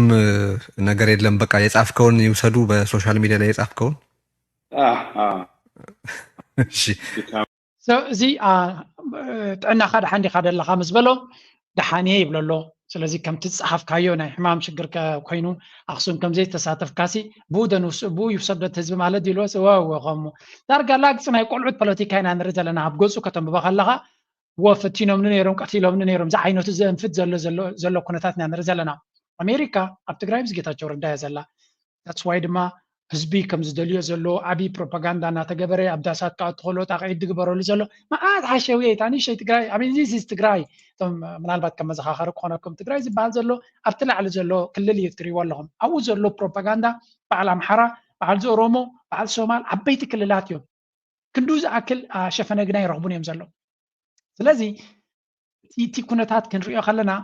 ኣብ ትግራይ ዘሎ ኤክሰሲቭ ፖለቲካዊ ኣካይዳ we don't know ክንምንታይ ስለምንታይ ክሳዕ ከምዚ ክኸውን ኪኢሉ እንታይ እቲ ዕላማ ብዘየገድስ ጉዳይ ናቶም ጉዳይ እንዲሁ ግን በቲ ኮይኑ በቲ እቲ ዝኽየድ ዘሎ ክንርድኦ ክንክእል ኣለና ሕጂ ንመለስ ኣብቲኦም እንታይ እዮም ዝበሃሉ ዘለዉ ምንድነው ጌታቸው ረዳ ታሞ ቀረ ነው እንትና ትላንትና በግልጽ ጠይቁታል ርዕዮት ላይ ቴዎድሮስ ጸጋዬ ትላንት ጠይቁታል ጤና እንደና ነው ሆይ ስብሰባ ላይ የቀረው ለምን ማለት የቀረው በእውነት እንዳልከው ስለታመምክ ነው ወይ ብሎ በግልጽ ጠይቁታል አው ስለታመምኩ ነው ምንም ችግር የለም ምንም የገጠመኝ ነገር የለም ብሎ ተናገረ ፖለቲከኛ ነው ልክ ነው አሁን ይሄ ነገር አንድ ነገር ልንገር ይሄንን ቢናገር እንደዚህ አስበውብኝ ከዛን የቀረውት ቢል ሰሞኑን ስዩሜ በጣም በትግራይ ውስጥ የተቀጣጠለው ነገር ጠርሙሱ ፈንድቷል 50 ዓመት 30 ዓመት የተገዛው በቃ በከዛ ወጥቷል ጂኒ ወጥቷል ጠርሙሱ እና ሁሉም ጥቀስልኝ ከማይጨው ጀምረ ከራያ ተንቤን በሱዳን በኩል ሊመጣ ይችላል በኤርትራ በኩል ሊመጣ ይችላል ከወያኔ ሻኔ ፋኖ ጋር ተመሳጥሮ ይችላል ከአልሸባብና ከእንትና ጋር ተመሳጥሮ ሊመጣ ይችላል በጅቡቲ በኩል ሳቦታጅ ሊፈጸምብን ይችላል ባንዲ በሱዳን በኩል ሊመጣ ይችላል በኤርትራ በኩል ሊመጣ ይችላል ከወያኔ ሻኔ ኩሉ እቲ ዝደልይዎ ዘለዉ ብኣፎም እዮም ዝነግሩና ዘለዉ ኣብዚ ሕጂ እቲ ናይቲ TDF ዝበሃል ሰራዊት ሓላፊ እንታይ ኢሉ ነይሩ ድሕሪኡ ናብ ኤርትራ ክነፀግር ኢና ስለዚ ኩሉ ነገር ደው ይበል ንብለሉ ምክንያት ምንታን ደው ኢልና ምሕሳብ ክንኽእል እዩ ኣብዚ ዘለዉ ግጭት እዚ ኣብቲ ግጭት እዚ ዘለውን ምንታን ደው ኢሎም ፈትዎ ክምክሩ ምንታን ደው ኢሎም መፍትሒ ክደልዩ ምግባር እዩ ካሊእ ፋሲሊቴት ዝገብር ካሊእ ክድግፍ ዝኽእል እውን ምንታን ሰኺኑ ምርድዳእ ክህሉ እዩ እቲ ምርድዳእ ንምሽምጋል ኣይኮነን እቲ ምርድዳእ ስብልካ ኩሉ ነገር ገዲፍና ሓደ ንምግባር ጥራሕ ኣይኮነን ሓደ ክትኾን ትኽእልካ ትኾን ተዘይኽኢልካ ድማ ቅጥዒ ዘለዎ ኣፈላላይ ሒዝካ ትፈላለ ሕዚ ዘሎ እቲ ኣፈላላይ ይኹን ፖለቲካዊ ዘሎ ፀወታ ሕጊ ዘለዎ ኣይኮነን ገዛ ዝበሃል ሕጊ ዘለዎ ኣይኮነን ዝኾነ ናይ ፖለቲካዊ ውድድራት ዝኾነ ናይ ፖለቲካዊ ምንቅስቃሳት ይኹን ውድድራት ኣብ መንጎ ከምዚ ዓይነት ክፍጠር ከሎ ዝኾነ ናይ ፀወታ ሕጊ ክህልዎ ኣለዎ እዚ ናይ ፀወታ ሕጊ ዝበሃል የለን ደረት የብሉን ዘይጠሓስ ዝበሃል ነገር የብሉን ኩሉ ነገር እዩ ዝጠሓስ ዘሎ እንታይ ኣሎ በቃ ነውርን ዘይነውርን ዝበሃል የለን ቀይሕ መስመር ዘይብሉ ዓይነት ኩሉ ነገር ሃደሽ ደስ ዘብል እዩ ዘሎ ዘይድፈር ዝበሃል የለን ዘይፅረፍ የለን ኣብቲ ግጭት ኣካል ዝኾነ ይኹን ዘይኮነ ወፃኢ ዘሎ ይኹን ግዛ ሓድነትና እውን ኣብ ዘናኣና ኣብ ሕቶ ዘእቲ ኩነታት እዩ ሓድነት እዚ ዝፍጠር ዘለዎ ሉዓላዊ ግዝኣታትና ዝነበረ ምልዓልን ተመዛበልቲ ምምላስ ወዘተ ዝበሃሉ ከናብ በቲ ተፈጢሩ ዘሎ ፖለቲካ ኩነታት ምክንያት ናብ ካልኣይ ደረጃ ዝወረደሉ ኣጀንዳ ምኳን ምልዓል እውን ዝተበለሉ እዩ ዘሎ ሰላም ድሕነት ትግራይ እውን ኣብ ሓደጋ ዘእቱ ዓይነት የለን እቶም መሰረታዊ ዝበሃሉ ረብሓታት ትግራይ ናይ ትግራይ መሰረታዊ ዝበሃሉ ረብሓታት ከም ድሌት እዩ መፃወቲ ኮይኖም ዘለዉ በቃ እቲ ዘዋሪ ዝበሃል ኣብ ማሕበራዊ ሚድያ ይኹን ዋላ ነጣፊ ዘሎ ይኹን ዋላ እንታይ ኢና ንርኢ ዘለና እቲ ሓሸውየ ኣብ ናይ ትግራይ ጉዳይ ዘሎ ጥር ዝደይቦ ከም ዘሎን እቲ ንሳቶም ዝደፍኡሉ ዝነበሩ ወይ እውን በኣታቶም ዝዝወር ዝነበረ ፖለቲካዊ ኣጀንዳ ናይ ኤርትራ ግን ብዝለዓለ ናሃሪ ይቕፅል ኣለዎ ኣብዚኣ ስምዖ እስኪ ሓንቲ describe to you how angry it makes me when people describe the Eritrean government as this like post-colonial, self-reliant entity. It's not true. Number one, it's not true because the Eritrean government does take money from the West and other countries and institutions. They have, and they keep doing it. And still, for some reason... እዚኣ ሓንቲ ኣክቲቪስት እዚኣ ኤኒ ቻንስ ዕድል ዝተዋሃበላ ናይ ኤርትራ ጉዳይ ኤርትራ ብሕማቕ እምበር ብፅቡቅ ክትለዓል ዘይትደልያ እቲ ኣጀንዳ ናታ ከመይ ጌርካ ናይ ኤርትራ ጉዳይ ንኣብነት ኤርትራ ኣብዚ እዋን እዚ ብገለገለ ኣብቲ ዞባቲ ርቃት ከም ዘለዋ ትግለፅ ስለ ዝጀመረ ሱዳን ይቃፀል ኣሎ ኢትዮጵያ ኢንተርናል ትርሞይል ውሽጣዊ ኩነታት ናቱ እዚ ንሪኦ ፀናሕና እዩ ወላ ሓንቲ ይኮነን ምስ ሶማልያ ድማ ናብ ውግእ ዳሎ ኣሎ ሶማልያ ኩነታት ናታ ንሪኦ ኣለና አልሸባብ ከምዚ ገይሩ ዝበሃል ዘሎ ብስግርና የመን ሽግር ኣሎ ስለዚ ኤርትራ ሬላቲቭሊ ርግእ ዝበለ ኩነታት ኣለዋ በዓል እዚኣ ሕጂ ጉዳዮም መይትዎም ኣሎ እንታይ ትብል ዘላ ኤርትራ ነፍሲ ምርኮሳ ናታ ዝበለፀ እዩ ወይ እውን ፅቡቅ ክበሃል ከሎ ክሳዕ ክንደይ ከም ዘሕርቀና ይርዳእንን እዩ ንዓኽ ዲና ክንኣምን ዋላ ንዩኤን ኣብ ኤርትራ ዘላ ወኪልና ዩኤን ዝበለቶ ለንቀነ ጥራይ ማለት እዩ ኣብ ኤርትራ ዝግበር ዘሎ ናይ ልምዓት መንገዲ ክሳብ ክንደይ ትስፉ ምዃኑን ወይ እውን ውፅኢታዊ ምዃኑን ናብ ካልኦት ሃገራት ድማ ክንጥቀመሉ ንፍትን ኣለና ብተደጋጋሚ ድማ ናይ ባንኪ ልምዓት ኣፍሪቃ ከምኡ ኢሉ ናይ ዩኤን ወከልቲ ኣገን ኤርትራ ትኽተሎ ዘላ መንገዲ እቲ ዝበለፀ መንገዲ ምዃኑን ውፅኢት ዘምፅእ ዘሎ ምዃኑን እዮም ነጊሮም ነፍሳ ዝኻለድ መግቢ ናብ ፅቡቅ ኩነታት ትኸይ ዘላ እያ ትብል ዘላ እዚ ነቲ ንሳ ክሰርሖ ትኽእል ዝነበረት ኣጀንዳ ስለ ዝቐትለላ ዘሎ ዓቕሊ ፅበት ዝመልኦ ዘረባ ስምዕዋ ሕጂ እንታይ ትብል በብሓደ ድማ ክምልሰላ ክፍትን እየ Are just like, oh, we can't see these facts are right in front of us. ንኣብነት ኤርትራ ሓገዝ ትወስድ እያ ካብ ካልእ ካበይ ክትዛረብ ከላ ኤቪደንስ መሃለዋ ነይሩ ካበይ እያ ትወስድ ኤርትራ ሓገዝ ኣይትወስድን እያ ዝበሃል ሓሶት እዩ ክወስድ እያ ካብ መን እያ ትወስድ ሓገዝ more information ክትህብ ክትክል ኣለዋ እንድሕሪ እቲ መጎት ናታ ሓቅነት ዘለዎ ተኮይኑ which obviously is in line with everything else that they do. Secondly, the Eritrean government has a national service program, which is the one that usually people refer to when they talk about self-reliance, which has been described as slavery by the United Nations by people who've been participating themselves. And እዚኣ ሕጂ ኣብ ስዊድን እያ ዓብያ ኣብ ዩኬ እያ ድማ ተቐመጥ እቲ ዩኬ ንሳ ተቐመጠሉ ዘላ ሲቪላይዜሽን ሚእቲ ካብ ሚእቲ ፕሩቭድ ብዝኾነ ብባራዩ ዝተሰርሐ ሲቪላይዜሽን እዩ ንሃገራት ኣፍሪካ ጨቂኑ ገዚኡ ሰሪቑ ዘሚቱ ዝሃብተመ ሲቪላይዜሽን እዩ ንሱ እዩ ስሌቨሪ እዚ ትነብረሉ ዘላ እንጆይ ትገብሮ ዘላ ሲቪላይዜሽን ኣብ ዝባንን ብረሃፅን ብደምን ብሃብትን ናይ ኣፍሪካ ዝተሃነፀ እዩ እዚ ክሊር እዩ ንሳቶም ከማ ናቶም ህዝቢ ጥራይ ከይኮነስ ናይ ኣፍሪቃ ገይሮም ሲቪላይዜሽን ንኻንፁ ተጠቂሞምሉ ሓደ ሃገር ክትሃንፅ ኮይንካ ክሊርሊ ብዛዕባ ህንፀት ሃገር ዝገበረቶ መፅናዕቲ የብላ መስዋእቲ ይሓትት እዩ መስዋእቲ ከይከፈልካ ሃገር ኣይትሃንፅን ኢኻ ሓደ ጀነሬሽን ክልተ ጀነሬሽን ክስውእ ክትክል ኣለካ ትሕተ ቅርፂ ክትሃንፅ ኮይንካ ሃገር ክትሃንፅ ኮይንካ ኤርትራ ግን ሃገር ክትሃንፅ ትፍትኖ ዘላ ልኡላውነታ ኣብ ምልክት ሕቶ ክኣቱ ኣብ ዝኽለሉ ዘሎ ኩነታት እዩ እንታይ ገደሸና ኮለል ንብል ዩክሬን ዘይንርኢ ዩክሬን እንታይ ትገብር ኣላ ሎሚ ባይቶ የብላን ምርጫ የብላን ገለም ዝብሉ ዩክሬን ፕሬዚደንት ናቶም ካብ ስልጣን ዕድመ ስልጣኑ ወዲ እዩ ምዕራባዊ ዓለም ግን ኖ ምርጫ ከይትገብር ክትእለ ስለ ትኽእል ነዚ ውግእ ክትቅፅሎ ኮይንካ ንራሻ ከስዕራ ኮይንካ ኣብ ስልጣንካ ፅናሕ ባይቶ ምርጫ የድልየኩምኒ ከም ዘለኹም ቀፅሉ ኣጆኹም ንስኻትኩም ናይ ዲሞክራሲ ወከልቲ ኢኹም ምሳኹም ኣለና ሰራዊት ኩሉ ኣብ ዓዲ ዘሎ ኩሉ ወታደር ግበሮ ወዲ ዘበለ ኩሉ ወታደር ግበሮ ካብ 25 ኢሎም ኣለዉ ሕጂ ግን ናብ 18 ከወርድዎ እዮም ግበርዎ መንእሰይ ተውሒድኩም ድማ ካብ ኤሮፓ ካብ ላትቪያ ድዩ ካብ ፖላንድ ዘሎ መንእሰይ ተሰዲዱ ሓዲሙ ዝነበረ ክመልሰልኩም ንኽእል ኢና ጥራይ ሕጊ ኣተኣታተው ይብልዎም ኣለዉ እዚ ግን ቅቡል እዩ ፅቡቅ ነገር እዩ ምክንያቱ ኣብ ኩናት ስለ ዘላ ኤርትራ ግን ሓደ ፀላይ ነቲ ዓለም ለኻዊ ብይን ዝሃቦ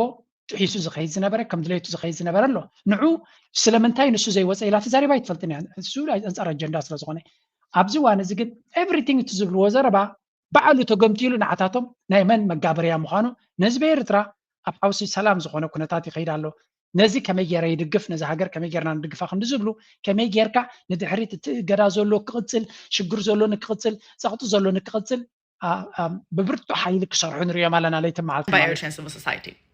Now, the Eritrean National Service is indefinite. People have to serve between the ages of 18 to 40 under terrible conditions. And it's a way for the Eritrean government to have very, very cheap labor to sustain their country. The problem with national service is that people, I think Eritreans would be happy to serve if the work actually helped the country. The problem is that national service doesn't. National service... I don't know, ኤርትራ ኸይዳ ትፈልጥ ኣይትፈልጥን ዝፈልጠ የብለይ እቲ ኣብ ሃገራዊ ኣገልግሎት ዘሎ መንእሰይ ናይ ኤርትራ ዝሰርሖ ዘሎ ንመን የገልግል ኣሎ ኣሚን ንህዝቢ ኤርትራ እዩ ዘገልግል ዘሎ ዲጋታት ዝሰርሕ እንተሎ ሕርሻ ይሰርሕ እንተሎ ፅርግያታት ዝሰርሕ እንተሎ ንመራሕቲ ናይ ሻዕብያ ኣይኮኑም ባይ ዘ ወይ ኣብ ዝኾነት ሃገር መራሕቲ ኣለዉ እዞም ኣብ ኤርትራ ዘሎ መራሕቲ I don't know ደቆም ኣብ ደገ ቫኬሽን ክንገብሩ ናይ ማይ ንፈልጥና ብምስጢር ይገብሩ እዮም ገለገለ ክትብል እያ ፍሉጥ እዩ ግን ኣሪ ናይ ማይ ንፈልጥና ወይ እውን ዓለም ምዕራባዊ ዓለም ኣንጻሮም እዩ ገንዘቦም ኣበይ ከም ዘሎ ወይ እውን ገለ ከም ዘሎ ሓበሬታ ይወፅን እንደዝህሉ ነይሩ መውፅዎ ነይሮም ምክንያቱ ኩሉ ነገር ኣብቲ ፋይናንሻል ሲስተም ናቶም ተዝህልዎም ነይሩ መውፅዎ ነይሮም እቲ ኣብ ኤርትራ ዝግበር ዘሎ ሰራዊት ዝሰርሖ ዘሎ ለይቲ መዓልቲ ዝደኽሞ ዘሎ ሲ ንህዝቢ ኤርትራ እዩ ፕሬዚደንት ኢሳያስ ሒዝቦም ምስኽ መውት ኣይኮነን ወይ እውን ጀነራላት ናይ ኤርትራ ክንደይ ካባቶም ወታደራውያን ሓለፍትናቶም ክንደይ ካቦም ተሰዊኦም ወይ መይቶም ኣለዉ ሒዞም ኣይከዱን እቲ ገንዘብ ሒዞም ኣይከዱን ወይ እውን ኣብ ካልእ ሃገራት ሒዞም ይሃድሙ ኣለዉ ኣብ ፍሉይ ገዛውታ ይቅመጡን እዮም ፍሉይ ተቕርፂ የብሎምን ንበይኖም ዝጥቀሙሉ ከተማ የብሎምን ስለዚ እቲ ዝግበር ዘሎ እቲ መንእሰይ ዋጋ ይኸፍል ኣሎ ከም ሕሱም ሕሰም ይሕሊፉን ይሕልፍ ኣሎ እሱ ግን ሃገር እዩ ምክልኻል ንሃገር እዩ ኤርትራ ኣብዚ እዋን እዚ ባይ ዘ ወይ ኣወል ስዒድ ኢልዎ ነይሩ እዩ ፕሬዚደንት ኢሳያስ ነቲ ሃገር ክሸጣ እንደዝደልመ እንተኽልኪልዎ እዩ መን ጠጠው ኣቢልዎ تطو أكيد شطة زبالة سب نيرو أبيدي نيرو شطة يخل نيرو دزدل نيرو سلازي دليجن أبتاع هاجر كم زلوا وحسن رجعتين هاجر كوينا الله معرخ ندي معربوا على ما نصارو خيدو الجراديس أقام يجيروا لتهاجر أبزوان زي وش تعورك أزلوا هاجر يرترا ترايزلوا ساتبلوا أي تبلوا بزي قدس إز فاكتيو غتصل only exploits Eritrean workers for the benefit of Eritrean leaders and their international partners. There are mine companies in Eritrea owned by international corporations and the Eritrean government jointly, and the workers are getting paid almost nothing under terrible conditions, and all of the profit is being sent outside of Eritrea. نابي sent out نابي yes ورك توتيا كلام عدن توتيا مدقت شطلا إيرتران تايا تاولا وانا خد نبر اتبيت مرتات من سيز مهارو زولو من تاي خفلالو تي أبغى الجلو زولو سراي تاي متقبلو تزبي تقول طبعا يتهاجر بمنتهين كساقسك يحسبوني no حسبوي دلونيا because السو logical لمحساب نابتكون النت كم تقوم سلزغل كاب لوجيك وزاك تحسب كلا لك حنتهاجركو بزي قدس تزبي نبرا لا يتفقد ينبرالو من البعض كم تنسى تتقملوا لايف ستايل كهلوا مخلي تزبقني ينبرالو أفهاجوري ينبرالو زلومي بنيام زبل زلا بيرترا توليدي عبي كم تعبير ترى زلوا من سيء عبي زقولوا أب التاريخ زصرح زلوا ده كبير ترى عبيهم كبير ترى وجه يوم ندقت قياس صرح زلوا سلازي اتمنى سيء بير ترى ينبر يعبن كم زلوا كم تنسق تنبر زلا كم تعنز نبر زلوا غم ربع على ما يكونن ينبر له نزل خنبرو حكم النوم يخونوا تبرتهم يخون كالك الرباط تمنجستي بعقمي زقبر زلوا كبيهم زلوا تأتولوا كابت زلوا معدنا شيء تروح بزلوا كابت قال ملأ لعلو خلو دما زخلو ناي وياني تهديدن ناي إثيوبيا حيلن بمنتاي مكتو نيرو سراويت منتاي أصواري مكتو نيرو نتي ገንዘብ زلو زركابو أما غارحي سلز خيز نبري سازي أتتبلو زلا بعلا أنالايز تغيراتو كل فلو زلوي باتو غين باتي إزي every day زتقموليو هذا سبب زي فيديو غير نيرو أتكونتات بزيات رايك تقلص أتخلي لحليفوا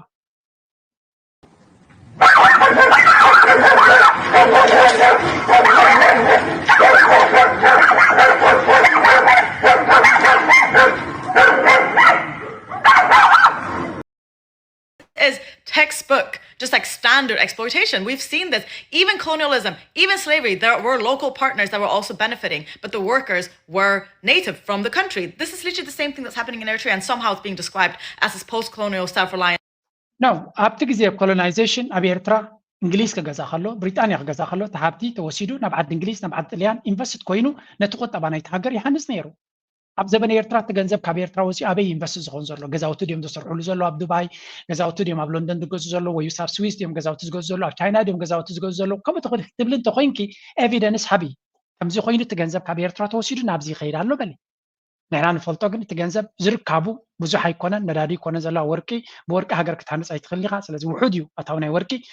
4% 5% دما تدوس على كامباني دوزو سلازي اتسترف جنزب تهاجر بعقمة تقعز الله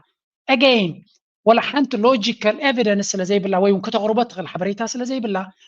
بقمتي هك تزارب تغل سلازي تتزارب زلا ما قلت في لا تزارب زلا حق خصم خليو بتغين بتجن زي يمثل انا هوب تتبلو زلا حق ان تلوا ጭብጥ ሒዛ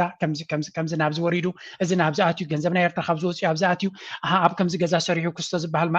ሓላፍና ኤርትራ ከምዚ ገይሩ መኪና ከምዚያ ክዝውር ኢና nothing 30 ዓመት ከምዚ ዓይነት ዘረባ ሰሚዕና ዝኾነ ይኹን ጭብጥ ግን የለን እንተዝህሉ ነይሩ ቀደም መወፀ ነይሩ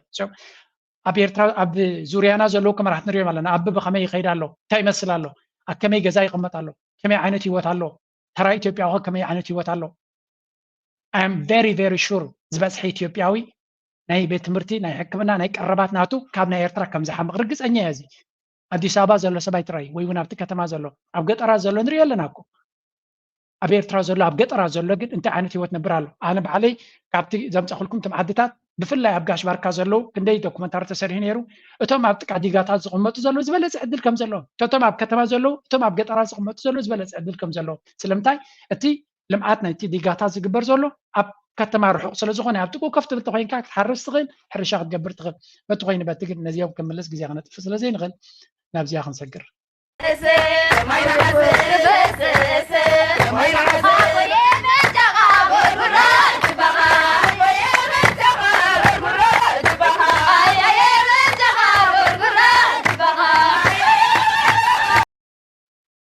ናይ ቅዱስ ዮሃንስ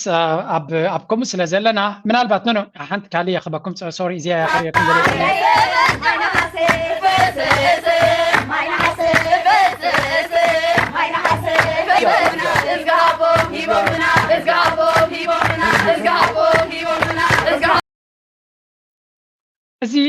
ካብ ኤርትራ ዝወፁ ዘሎ ስእልታት እስከ ንርኢ ካብዚ ሓሸውየ ናቶም ገዲፍና እስከ ነዚ ወዲ ንከታተሎ ሓንቲ ፅቡቅቲ ቪድዮ ሰሪሕ ኣሎ ካብ ኤርትራ ዝገበራ ቪድዮ ነራ ድማ ባልዋት ታሕታይ ተዝወጥኩም ድማ ባልዋት ታሕታይ እያ ትበሃል قرينا أتمكن قرينا نقولنا كتير لما كبابي عج بربرة ركبنا عج بربرة حلتنا لما إلى برعيد الله برعيد قرينا زين رياض لنا كاب أسمرا نكرنا خد كازلو جعزيو نبي حكي دسبل كنتاتنا رجالنا تعدي تكرامات بو كم زلو نعدنا كاب عدنا خيرهم زجبرو زلو فلوج سيزي كاب أسمرا نكرني زخي زلو نتي من قدير ينالو ري انتهي مثلا لنا لنزبن كرامات دام بو كم زلو تعدي كتليانا تغير خيط كم زلو نبي حكي زحقس اللي تاتيو بزح كم زي دما كوت جميرو لازم عبير تراتيوم زلو بزح سلتاتي وصلو زمان سي زي دما صبو زغني فلوجز كسرح سلازرا خويا انت لكم زلو غبزيا ناتزارب خلص كخنريو لتسي انتاي دبل فابن لا لنا خدلنا حجي خنز قادمه بيلخ لو كنت صنحكو الى بعيد حليفنا الكتما كرنا قريبنا زلنا دما ربع عن سواء تواهيل يصوع زي ربع عن سواء تواهيل يصوع كفتو زعابي وحيزتنا ارتراي كفت زرخنا انفورميشن دما ربع عن سواء كاب اسمره يلقس اسمره ما يبلا مالتي اسمره ما يبلا تبغيسو من ازوا بريخ غيرو نكرن تغوز غيزو ني صغام غريفو ربع غاش يداتو ربع غاش يشرب نسلاني تخيت بزن تعزمنا حشويه قديفنا نذ كنتات زنت تخطاتيلنا صبغنا هدنا نفلط نخلينا ኤርትራ ረጊጾማ ዘይፈልጡ ሰባት 10 ግዜ ብዛዕባ ኤርትራ ዝዛረቡ ኣሉታ ገዲፍና ኣብ ኩንነት ንመርኮስ እዚኣ ተዓድና ንፍተዋ ንፅላያ እዚኣ ተዓድና ብዛዕባ ዓድና ድማ ከመይ ገይራ ዓድና ኣወንታዊ ስእሊ ይህልዋ ለይቲ መዓልቲ ክንደክም ክንከል ኣለና ገዛኻ ከም ዘለዎ ክትቅበሎ ኣለካ ከምቲ ትደልዮ ዘይኮነስ ከም ገዛኻ እዩ ሪያሊቲ እዚኣ ትመስል ተዓድና ከምዚኣ ኢሎም ኣብ ዓዲ ኸይዶም ዝተፈላለየ ስእልታት ዝገብሩ ዘሎ ንሸይ ክንሰምዖ እስከ ከምቲ መጀመርታ ዝነገርኩኹም ቀንዲ ዕላማና ቀንዲ መደባት ናይ ሒዝና ዘለና መደብ ሌስ ኤክስፕሎር አወር ካንትሪ ዝብል መደብ ሒዝና ኢና መፂና ዘለና ናቱ መሰረት ወይ ከዓ ናቱ መጀመርታ ድማ ብከተማ ከረን ክንጅምር ኢና ተበጊስና ንዑ ዕላማ ዝሃረበ ድማ ነዞም ኩለን ድረገፅና ከተማታት እንዳላ ኣለና ሽመ እንዳጠቐስና ምናልባት ክትቀስ ኣለዎ ኢልና ዝሓሰብና ነገራት እንዳሓበርና ኢና ክንመፅእ ፀኒሕና ሕጂ ድማ ብኡ መሰረት ዕላበርዒድ ሓሊፍና ሩባዕ ዓንሰባ ኢና ዘለና ንዑ ረጊፅና ድማ ከተማ ከረን ክንኣቱ ኢና ንኺና ከተማ ከረን ተዓዚብና ከረን روبيل يوسف يزبهال زمنسي بليز كيتكم سبورت جبروا كم زي عينت كاب عدي أبكون الناس تمركز حبريتا كم تقولنا زغلو نعون تسمعنا عشنا كاب نيرترا بسئل وي بإنترنت زفلت واحد زاربو ذهبوا حبريتا رينا كاب نزارب يرترا نزل تمثل زيادة عدنا كم زلوا كم كون الناس نقبلها كم تيوري زي كوني كم حساب كم فانتازي زي كوني كم رياليتي نقبلها نكلالنا تحمق تطبق عدنا زي نحن هذا مات بزلا سعدا مسيو عبد الانجليز مسيوم كتحنوا يكونون امريكا مسيوم كتحنوا يكونون انترفوك سرقوان كزمتوان this is our country كم زلا تنقبلها حنت كاليت فيديو كبكم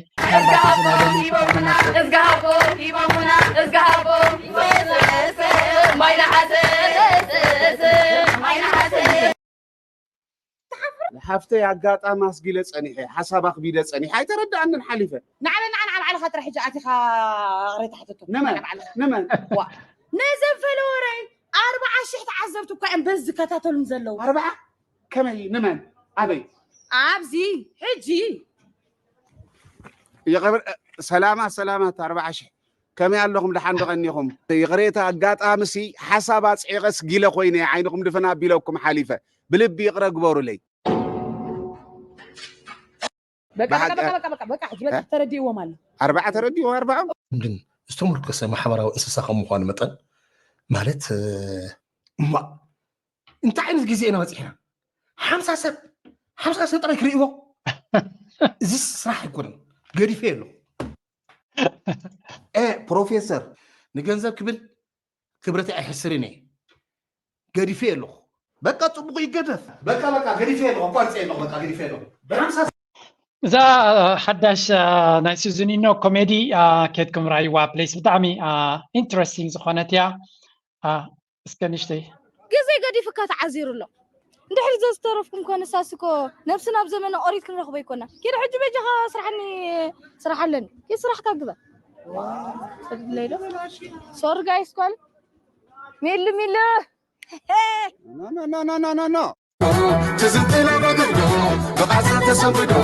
تدلي خاطر نحدو تدلي خاطر محشت والبلشيت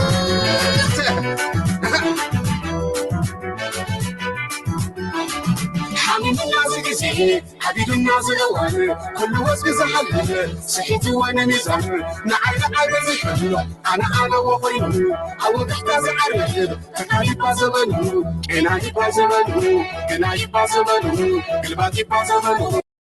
سوزني نو دحر نوح بلو سخونه سراح حزو تمليسو بزعبا ميديا حزبنا نابي كزيو يطف كم زلو انت عينت زياده غالبو خمس ركب زلو محاريد سخونه كم تناي قدمو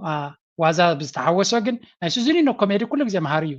ኣብ ቀደም ንሓደ ሃገር ዳሳርሲ ኣብቲ ማሕበራዊ ኩነታት ዘሎ ብኮሜዲ ገይሩ እዩ ዝገልፆ ራይት ናው ሚድያ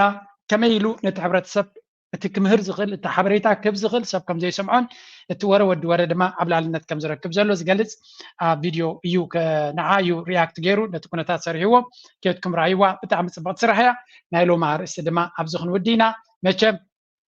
ንውሕ ዝበለት ከም ዝኾነት ደጊሜ ርሑስ ቅዱስ ዮሃንስ ክብለኩም ይደሊ ከምዚ ባህልናን ክብርታትናን ነዚ ይመስል ኣውደ ዓመት ኣብ ዘለኹም ፅቡቅ ክትሕልፎ እናተመነኹ ናይ ሎማ ኣርእስቲ ኣብዚ ክውድየ ላይክ ምግባር ሰፖርት ምግባር ርእቶናት ምግዳፍ ኣባላት ናይዚ ቻነል ብምዃን ሰፖርት ምግባር ድማ ከም ወትሩ ናባኹም ንገድፎ ትስራሕ ከምዚ ባህልና ድማ ምስታ ኣንትቦ ቀድማ ኣቢና 80 ጠምቲ ደርፊ ክገድፈኩም እየ ርሑስ ቅዱስ ዮሃንስ ኣብ ዘለናዮ ርሑስ ኣውደ ዓመት ይግበረልና እናበልኩ ድማ ናሎም ቪዲዮ ኣብዚ ክሰናበተኩም እየ thank you very much